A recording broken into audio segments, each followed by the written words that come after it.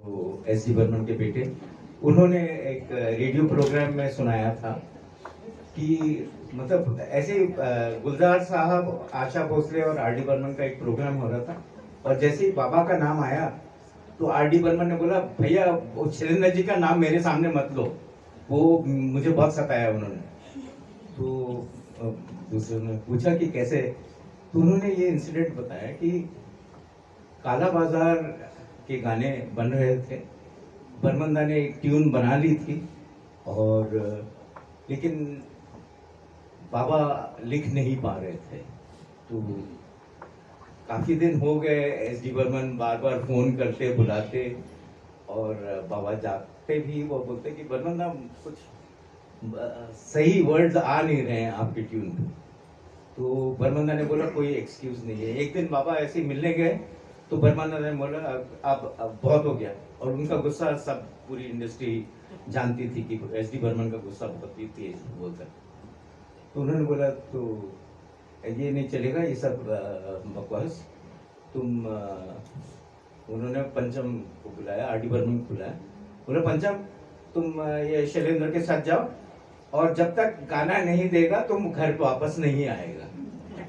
और are D Burman फंस गए, और मतलब बाबा ने भी आर डी बर्मन की तरफ देखा और बोला कि चलो फिर जहाँ हम जाएंगे वहाँ तुम भी चलो साथ में। अब सबसे पहले उनको काम था शंकर जयकिशन के साथ। तो अब जैसे ही वो शंकर जयकिशन के म्यूजिक रूम में एंटर हुए तो जयकिशन जी ने आर डी बर्मन को देखा, बोला तुम यहाँ क्या कर रहे हो, किसी और म्यूजिक डायरेक्टर के यहाँ, तुम क्या ट्यून चुराने आए हो, तुम्हारे बाप के पास ट्यून खत्म हो गई क्या? तो आर डी बर्मन ने बोला नहीं नहीं, वो ऐसा है, हमारे फादर ने बोला कि वो शैलेंद्र जी जब तक गाना नहीं देंगे तब तक वो घर मत आना। वो तो अब शैलेंद्र जी हैं, अब ठीक है पहले हमारा काम करेंगे फिर अब तुम लेके जाना साथ में। तो उन्होंने जो भी शंकर जयकिशन के साथ काम था वो दोपहर तक खत्म हुआ। दोपहर के बाद आर डी बर्मन को फिर से गाड़ी में बैठाया अपनी, और चल पड़े वही RML colony, national park, Juhu beach. मतलब आखिरी में मतलब रात हो गई और एक वर्ड नहीं लिखा गया। तो फाइनली जुहू बीच पर, उन दिनों जुहू बीच पे मतलब 8:30-9 बजे के बाद तो कोई जाता ही नहीं था, और बहुत ही यूज्ड टू बी एम्प्टी। तो आर डी बर्मन बताते हैं कि हम लोग जुहू बीच पे गए तो देखा एक अच्छा सा चांद था और समुंदर था। तो शैलेंद्र जी चलते चलते समुद्र की तरफ चल पड़े, और मैं भी पीछे पीछे गया, आर डी बर्मन बताते हैं। तो वो गए और फिर बाबा मुड़े और बोला कि जरा माचिस देना, सिगरेट मुंह में लगाया उन्होंने और बोला कि पंजाब माचिस दे। मतलब एक तो मैं डर गया कि इनको कैसे मालूम कि मैं सिगरेट पीता हूँ, अगर इन्होंने मेरे फादर को बता दिया तो बड़ी मुश्किल।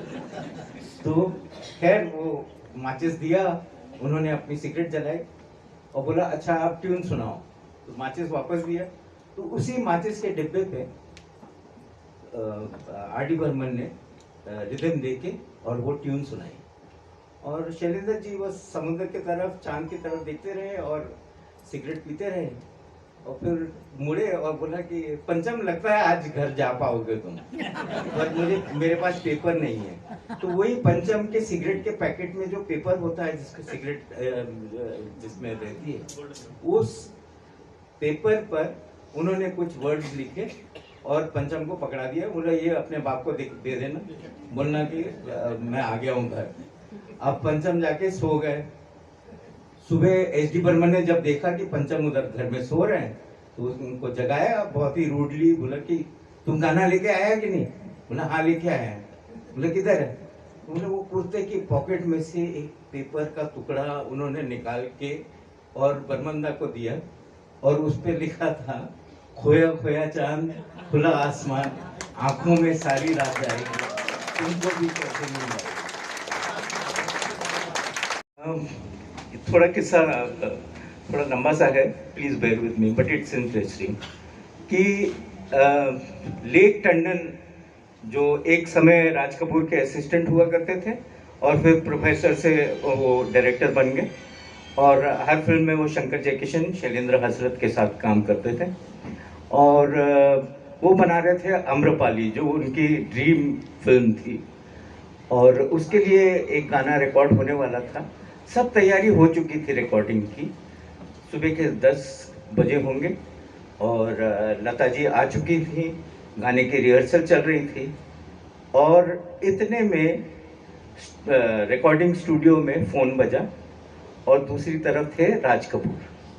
और राज साहब ने शंकर जयकिशन के शंकर को फ़ोन पर बुलाया और पूछा कि कौन सा गाना कर रहे हो। तो बोला वो लेक टंडन का गाना है आम्रपाली फिल्म का। बोला मुझे सुनाओ। तो लता जी को बोला गया कि प्लीज़ एक बार गा दीजिए, ऑर्केस्ट्रा तो रेडी था। तो लता जी ने पूरा गाना गाया और राज साहब को फ़ोन पर पूरा गाना सुनाया। और जैसे ही फ़ोन रखा तो शंकर जी ने फिर फ़ोन लिया।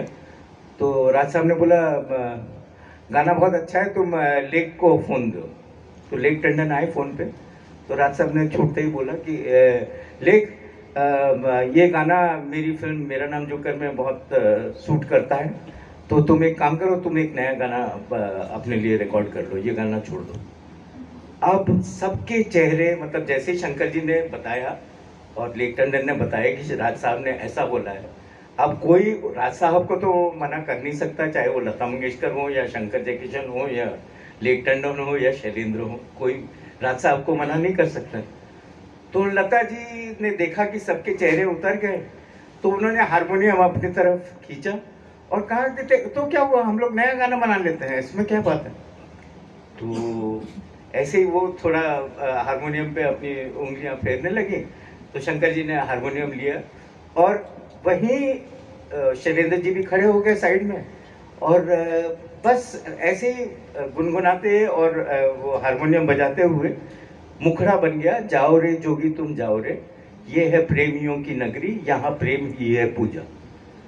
अब बहुत अच्छा लगा सबको, अंतरे की म्यूजिक भी बन गई।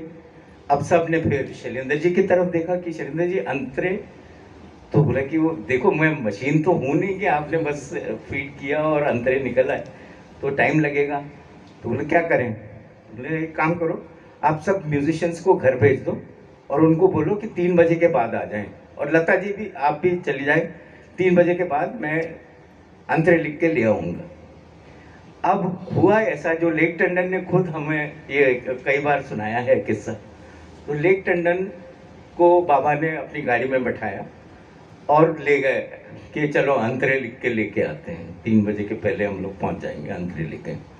और वो लेक जी ने बताया कि वो पहले तो वो एक वाइन शॉप पे रुके और उन्होंने बोला लेक 3-4 बियर खरीद ले। अब बियर पी गई। वो आरएमएल कॉलोनी उनका फेवरेट वो होता था जगह बैठने का। आरएमएल कॉलोनी गए, नेशनल पार्क गए, घूमते रहे, लेकिन शैलेंद्र जी ने एक वर्ड भी नहीं लिखा। और वक्त निकलता जा रहा था, लेक जी बार बार अपनी घड़ी की तरफ देख रहे थे और 2 बजने को आए। तो लेक जी ने बोला शैलेंद्र जी 2 बजने वाले हैं, लता जी 3 बजे पहुंच जाएंगे उधर और हम लोग सबकी हालत खराब कर देने वाली है, और प्रोड्यूसर का जो नुकसान होगा वो अलग, वो मेरी तरफ मतलब गुस्सा हो जाएगा, सब गुस्सा होंगे। तो बाबा ने बोला देखो भाई, ये कोई लिखने का काम ऐसे कोई एक वो इजी नहीं होता है, तो एक काम करते हैं, चलते हैं वापस स्टूडियो में। अगर लता जी आ गए हैं तो मैं खुद जाके उनसे बोल दूंगा, सॉरी बोल दूंगा कि नहीं हुआ। इट्स नॉट मतलब नेसेसरी कि मैं जल्दी में ऐसे ही लिख के दे दूं। तो वो वापस स्टूडियो जब पहुंचे तो देखा कि लता जी सिंगर का कैबिन, शायद आप लोगों में से कुछ लोगों ने रिकॉर्डिंग स्टूडियो देखा भी होगा, सिंगर का कैबिन में एक कांच लगा रहता है जिसके पीछे सिंगर खड़े होके माइक के सामने गाना गाते हैं। तो इन लोग जैसे ही अंदर गए तो देखा कि कांच के पीछे लता जी बार बार वो मुखड़ा जाओ रे जोगी तुम जाओ रे वो गा रही थी और गुनगुना रही थी अंतरे की म्यूजिक। अब लेक जी बाहर रुक गए और उन्होंने शैलेंद्र जी को बोला जाइए आप समझाइए लता जी को कि नहीं हुआ। अब शैलेंद्र जी गए अंदर, तो लेक जी बताते हैं कि उन्होंने देखा कि अंदर कांच के पीछे जो दिख रहा है लता जी और शैलेंद्र जी का एक बहुत ही एनिमेटेड सा कॉन्वर्सेशन हो रहा है, दोनों एक दूसरे की तरफ इशारा कर रहे हैं और कुछ बातचीत हो रही है। तो इनको लगा कि लता जी डांट रही हैं शैलेंद्र जी को, और उन्होंने मस्ती मारने के लिए अंदर का माइक ऑन कर दिया ताकि बाहर सुनाई दे कि अंदर क्या हो रहा है। जो सिंगर का माइक होता है वो ऑन कर दिया, और वो बताते थे कि पहले वर्ड्स उन्होंने सुने कि लता जी बोल रही हैं कि शैलेंद्र जी 3 अंतरे हो गए ना, और क्यों आप मेहनत कर रहे हो गए 3 अंतरे। तो लेख जी ने ये हमें मतलब बताया और बोले कि पता नहीं whether it was the fear of Lata Mangeshkar या शेयर जीनियस ऑफ शैलेंद्र, कि उन्होंने उनके सामने खड़े खड़े 3 अंतरे, और वो भी एक एक अंतरा आप सुनिए, इतने खूबसूरत लिखे थे कि वो एक खड़े खड़े मतलब उन्होंने एक वर्ड लिखा भी नहीं था, बस ऐसे सुना दिए लता जी को और वो रिकॉर्डिंग हो गई। That is the song. रिमझिम वो बंगला अभी भी है, हालांकि हम वहाँ नहीं रहते फॉर सर्टेन रीजंस। तो 9th रोड खार, जस्ट ऑफ लिंकिंग रोड। तो रिमझिम नाम इसलिए रखा गया क्योंकि पहला गाना उनका बरसात में हमसे मिले तुम था। तो उस बंगले में शिफ्ट होने से पहले हम लोग खार में ही 14th A रोड हुआ करता था, अभी अहिंसा मार्ग के नाम से जाना जाता है वो। और तो वहाँ एक ग्राउंड फ्लोर का फ्लैट था जिसमें पहले हेमंत कुमार रहते थे, और हेमंत कुमार ने बगल वाला प्लॉट खरीद के अपना खुद का बंगलो बना लिया था, जो गीतांजलि अभी भी है वहाँ। और हम लोग ग्राउंड फ्लोर के फ्लैट में रहते थे, वहीं हम पैदा भी वहीं उसी ग्राउंड फ्लोर के फ्लैट में हम पैदा हुए थे। तो वो रेंट पे था फ्लैट, और एक दिन शाम का वक्त था और बाबा शायद आरके से ही आ रहे होंगे, क्योंकि ऐसी कंडीशन उनकी आरके से आने के समय ही हुआ करती थी कि गाड़ी से मतलब ड्राइवर को गाड़ी से उतारना पड़ा उनको, और हेल्प करके घर के अंदर लेके आ रहा था ड्राइवर। तो बगल में हेमंत कुमार के बंगले में से वो बैल्कनी में हेमंत कुमार के सिस्टर इन लॉ और ब्रदर इन लॉ और वाइफ, वो सब खड़े होके वो हंस रहे थे, और बाबा उस हालत में भी उन्होंने नोटिस किया कि वो हंस रहे हैं उनके ऊपर। खैर वो अंदर आ गए। दूसरे दिन सुबह जब गाना लिखने के लिए जब जूहू बीच गए वो, तो सबसे पहला गाना उन्होंने ये लिखा, जंगल में मोर नाचा किसी ने न देखा, हम जो थोड़ी सी पी के जरा झूमे, हाय रे सब ने देखा।